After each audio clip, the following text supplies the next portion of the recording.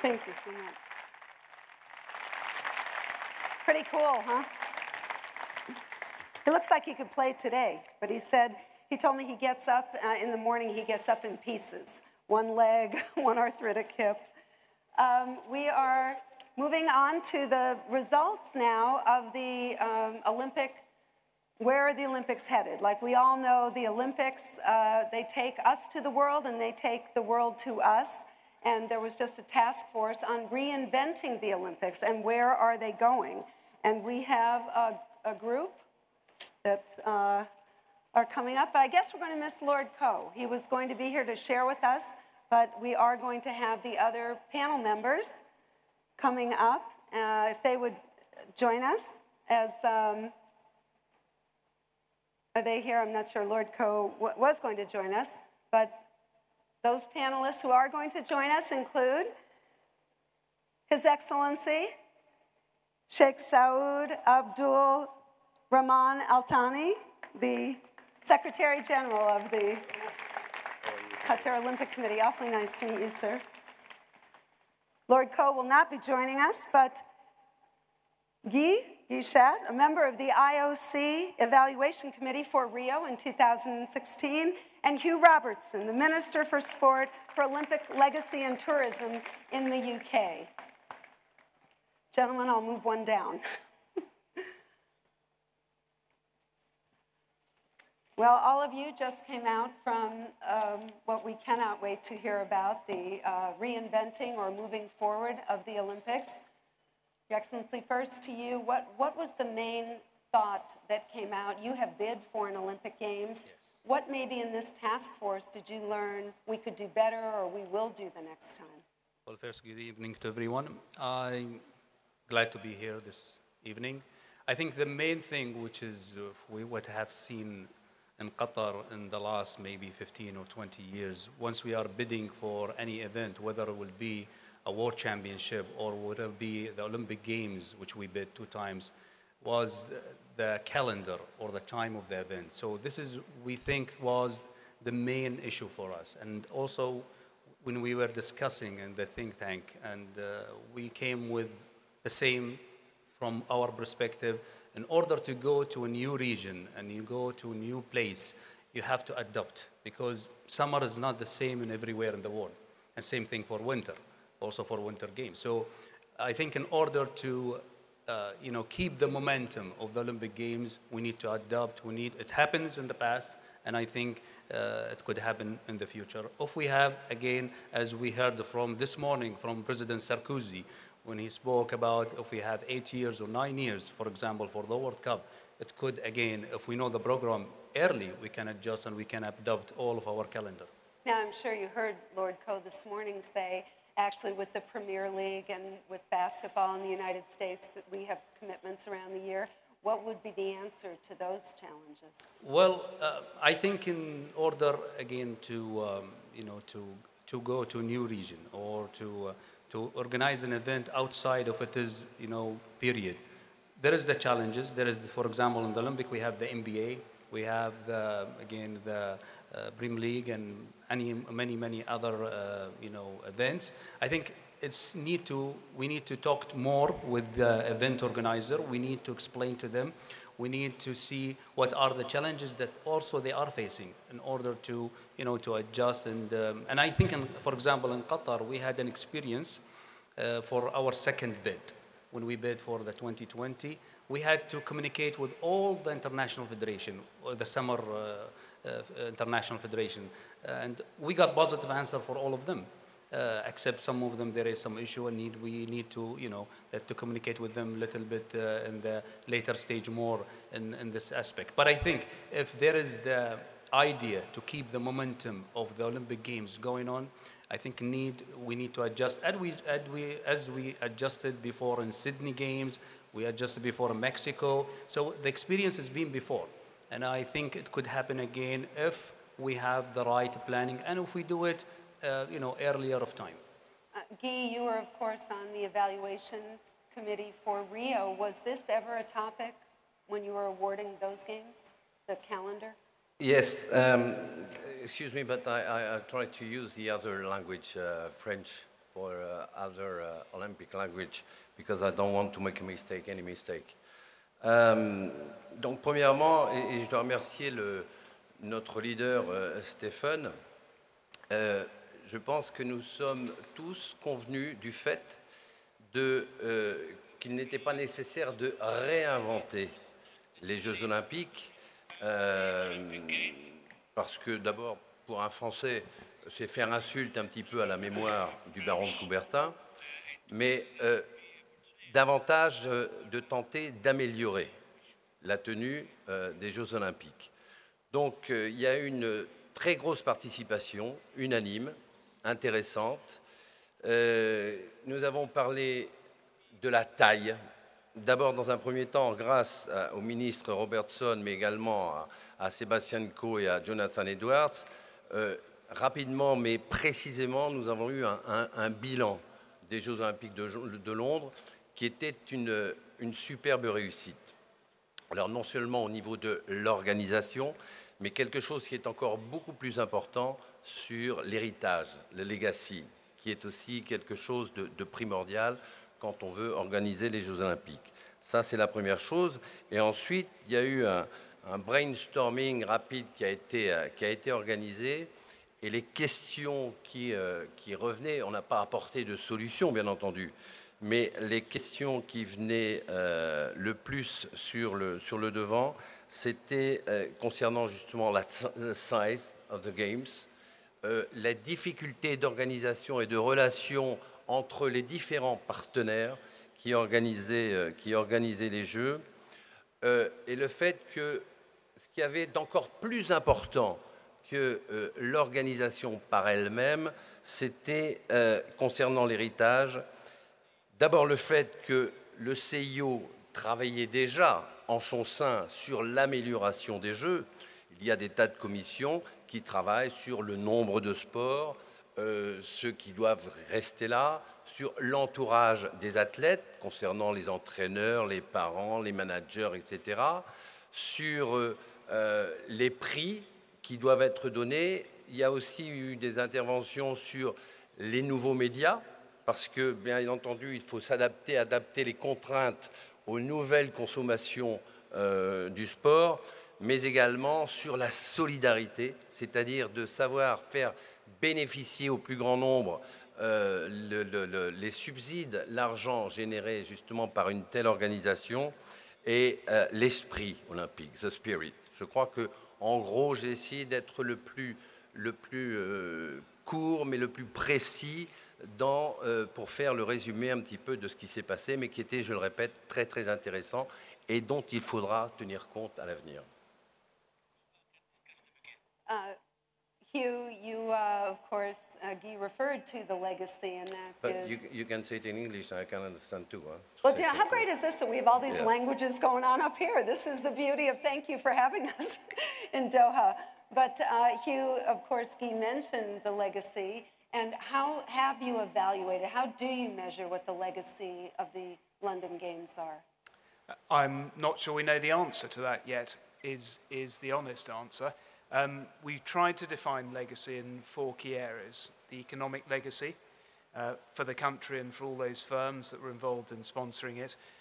The regeneration legacy, what in our case has happened around the East End of London, in the area around Stratford. The social legacy, what happens to all the volunteers who come forward to volunteer at Games time. And then finally, the sports legacy. Now, some of those are pretty well defined already, 3 or 4 months after the end of the Games. We pretty much know what Stratford is going to look like moving forward. We don't yet know entirely what the economic legacy of this will be. It's too early yet. We have some great ideas. We think about what the social legacy might be, but it'll take some time to see if those work. And in sports terms, there are some things that you can sort out in the immediate aftermath of the Games, the way you fund your elite athletes, an international inspiration program which sought to spread sport around the world. Whether we succeed in the aim of producing a long-term increase in participation in sport is something you're only going to be able to judge in a couple of years' time. Well, Guy referred to sports that will move forward. do certain sports have to meet a goal, or funding would be restricted? Is that part of the legacy? In the United Kingdom, at home, yes, is the short answer to that. And I'll be making the announcement next week when we get home.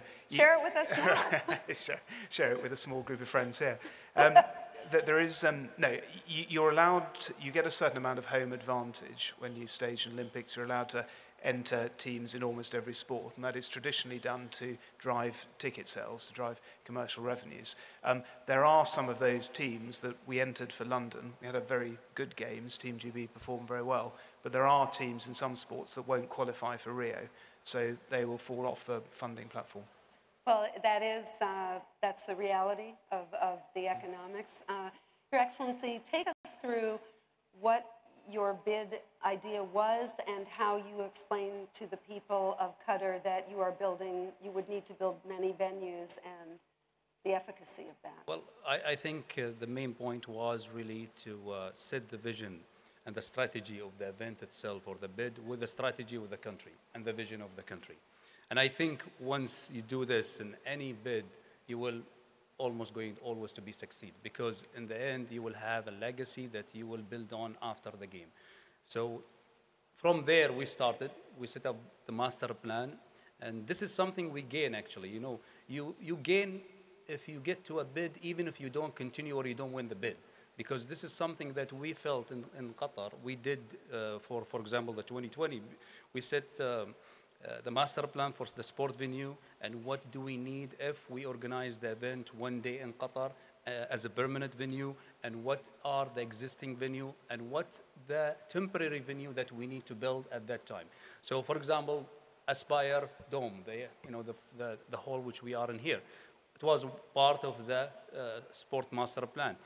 And from there, I think we built again in what kind of also centers we'd like to, to build for the region, for the area, because we want to be inspiring not only for Qatar, for the youth in Qatar. And this is, let me say, the soft legacy, which is after the event itself, or any sport event we try to do in Qatar, that we want to have the sport culture to continue, either for the competitive sport or for sport for all. And we want also to be inspiring for the whole region, for the whole Gulf region, the Arab region. And we know it's a young region in here. So this is one of the message we try to say. If the game will come to the region here, it will be an inspiration for the young people to play sport. And as we heard in the session before, how sport can play a major role of bringing people together, as we have seen in South Africa, either in the Rugby World Cup or in the World Championship for football. So this is actually the main, the main idea when we are bidding for the 2020. Can you share that you had this grassroots idea, and we are looking at the fruits of that, how that came about? Well, this is started in actually an idea early 2002, and then when we had the Asian Games in 2006 to build the facility for that game. But the plan was, and this is always the right thing to do, you have to plan the venue, what you're going to do on the planning stage, and what are the best use of it. So one part of it was we would like to use the venue for the young athletes. And one part of it, we have the Aspire Academy, which is, an academy for sport excellence to prepare the talent for Qatar. And one of the talent, actually, he just won a gold medal, a bronze medal for us in the high jump in London, which is Mu'taz Barsham, one of the 2 medals that Qatar got. So this was, to use the facility for such programs. And also we started the School Olympic program, which we started after the Asian Games in 2007. And when we start, we have only 5,000 students, female and male. But by this year, which is the 6th edition, we have almost 30,000 female and male athletes from the School Olympic program, which is the, practice, which we combine the educational part plus the Olympic values. And this is part of how you will use your infrastructures after you conduct the game or after you finish the game.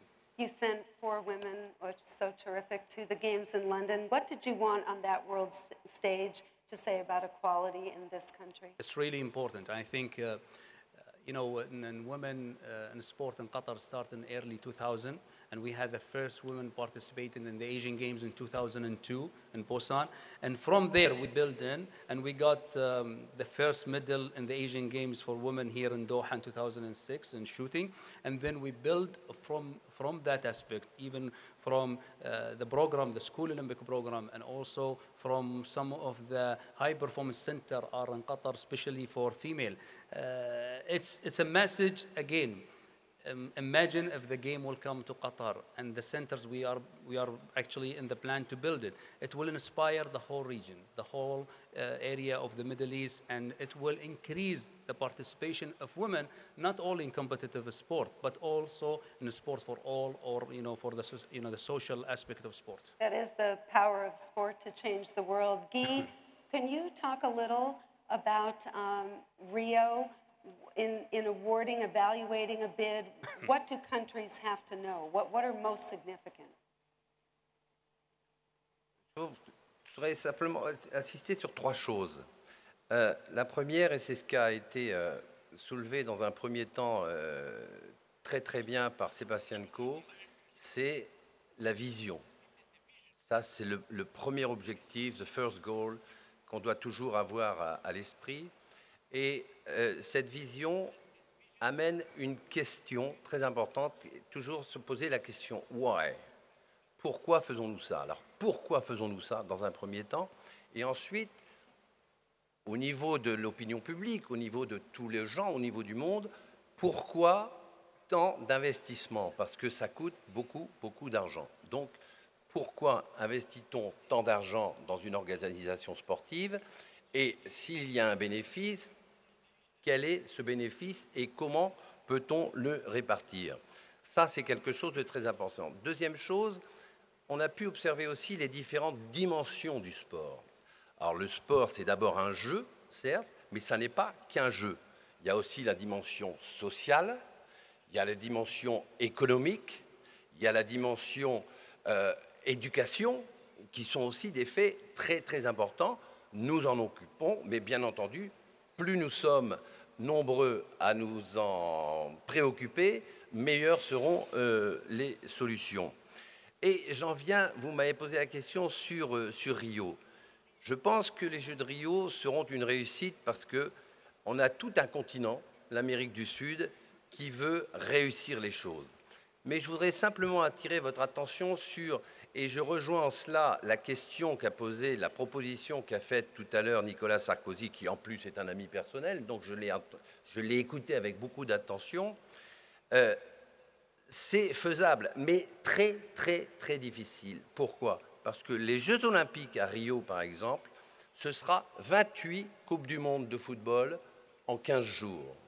Donc, le CIO n'est pas qu'un simple organisateur d'événements, c'est aussi un concepteur, mais aussi il a des comptes à rendre, il doit tenir, il doit tenir compte des attendus et des volontés des 28 fédérations internationales qui constituent l'organisation des Jeux Olympiques. Et à chaque fois, ça n'est pas une fois, ça n'est pas un emploi du temps qu'il faut régler, ça n'est pas un calendrier qu'il faut régler, ce sont 28 calendriers, plus tout ce qu'il y a autour, c'est-à-dire les retransmissions télévisuelles, la sécurité, etc., etc.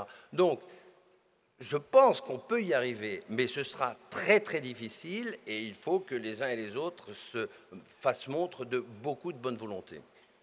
Mais ça n'est pas impossible. Evaluating a bid, we now have 3 finalists. We have Istanbul, Madrid, and Tokyo. Do you evaluate the economy so that in 8 years, will the economy of that country be strong, or that is not meaningful? Je suis désolé là, mais j'ai un devoir de réserve. Donc je peux pas parler. Je ne peux pas dire. C'est jusqu'au mois de septembre. Début septembre, à Buenos Aires aura lieu la décision. Donc, actuellement, ce ne serait pas bien de ma part de parler des futures candidatures.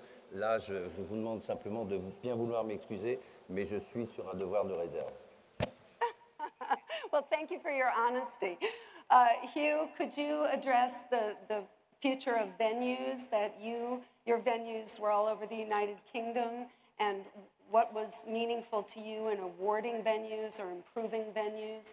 Yeah, I mean, perhaps if I could sort of half answer the question that you addressed to Guy. Remember that it's all very well looking at the state of the economy now, but over the 7 years between a bid and the delivery of the Games, it changes pretty dramatically. And you look at what happened to London. We won the bid in 2005 when the global economy was up. 2008, the floor dropped out of it. So the private money that was supposed to develop the village and the broadcast and media centre simply wasn't there. But then actually neither were many of the cost pressures that might have affected the building project. I mean, if we'd been building that at a time when the economy was up, there would be much more building cost inflation and all the rest of it. So these things do change over the 7 years between bid and delivery. Answer your question about venues. We were very, very clear when we set out on the road to London that we wanted to make use of those iconic sports venues we already had in London. So Wimbledon for the tennis, Lords, which is our cricket ground. I don't know how much that means to most people here, but that became the archery venue. And we used a number of those, Wembley, clearly for the football, the National Football Stadia. We used those stadia where appropriate. We then looked at those areas where we didn't have the sort of facility that we ought to have for a sport of that size. So we didn't have a stadia capable of hosting a World Athletics Championships. We built the Olympic Stadium. We were short of Olympic-sized swimming pools, so we built the Aquatic Centre. We didn't have a velodrome in London. We had one in Manchester, one in Glasgow, and one in Cardiff, but not one in London. So there's a very good case for building that. But then instead of putting up venues that we then couldn't use afterwards, we decided to put up temporary venues in iconic locations. And that allowed us to use places in London that everybody knows, the Mall in front of Buckingham Palace, Hyde Park, the Equestrian at Greenwich. And there was a very, very strong push from the International Equestrian Federation to put equestrianism at the centre of the Games, because previously it had always been on the periphery. They wanted to have it back in the centre of the Games, so we had to find a central London venue. Those are just a few examples of temporary venues. We put in iconic backdrops. And I think for broadcasters, you might be best off answering your own question here. That is very popular because it gives them great television shots. Anything that makes it easier. And that drives the broadcast revenues for the IOC. So it's a virtuous circle. But you've stated many times, as has Lord Coe, that your vision was for youth and participation. And what have you seen since then? My friends tell me cycling has... Cycling has completely taken off. You can't go anywhere in Britain on a Sunday morning without getting mown down by lots of middle-aged people in Lycra. We were able actually to announce last week that the participation figures are collected on a year-by-year basis. And I think, like many Western countries, our sports participation has remained sort of stubbornly at a certain level. The year October 11 to October 12, so the 9 months before the Games and the 3 months after it, has seen an extra 750,000 people playing sport once a week. So something has changed. Which is the vision, I think, for all countries. Yeah. And we would hope that we'll see that again when we do it for the sort of year after 2012. Excellent. Well, we also have a million things. Oh, go ahead. Yeah, excuse me, but something Minister can't say. Remember, we were against each other, Paris against London, for the Games, and Paris bid was very good. And they have to be excellent, and they have been. It's the reason why we have fantastic Games in London last time. Must everything be checked off? They were wildly successful. Must the bid include technology, sustainability? What are the factors that a country... Want me to say? I was wondering what the categories are for a successful bid. They must include volunteer, venues, technology. Il faut demander à Londres parce qu'ils ont très bien réussi. Donc il suffit de regarder leur. You need to. It's easier for you to. When I speak English, I think it's easier for you to see what have done the English bid. The London bid, infrastructure, technology, spirit, etc., etc. What a big bid and a big Games, good Games, really, especially for Paralympics. Yes, also that, which Yeah, wonderful. you've done good, Guy. Your Excellency, we have a couple of questions. We have so much participation from the young students and the people here. And they want to know your thoughts on the values and spirit of sports as included in the Olympic Charter. To what extent have they been disseminated to the individuals of the society and the institutions? Disseminated means affected. Spread, yes. Well, I think it's really all about the Olympic movement, the values, which is, again, if you connect this with education, with the schools, it's so important. That's why when I mention about the school Olympic program, every year we have a theme. The first year, for example, we have a culture, a sport and culture. Second year, we have sport and health, sport and environment, sport and education. So I think it's really essential to connect the values of the Olympic with education. It's also the legacy that always you left when you organize a big event, whatever it's been an Asian Games or an Olympic Games. A question for you, Hugh. It was said that the Olympic Games were such a success, but what were the issues of sustainability? Didn't Dow come in to help you with your Olympic Village, or? Yes, I mean, sustainability is an increasingly important part of any bid, and that was part of the decision around temporary venues, because you can put them up, take them down, move them on to other places. We set ourselves some quite tough sustainability targets. There's less steel in the Olympic Stadium than is normally the case in stadia of that size. We had them independently audited, and we met them all. So, I think it's just going to be a feature of future bids that sustainability is going to be increasingly important. Yes, something that, as the world changes. Yeah. Your Excellency, for you, since the session you all came from was about reinventing the Olympics, what new sports might you entertain or want to see, or what are the games missing that we don't know? Well, cricket. we really discussed about the size of the game itself, and we know that in London we had 26 sport, in Beijing we had 28 sport. Now there is sport are competing to enter to the Olympics, such as squash, and I don't know, maybe they know the others, but we have seen now rugby and golf entered instead of softball and baseball. So I'm sure each of the IF, each of the international federation, they all want to be one day there on the Olympic Games, and I'm sure it will be for everybody interested in the IF, the international federation, to become one time within the Olympic program.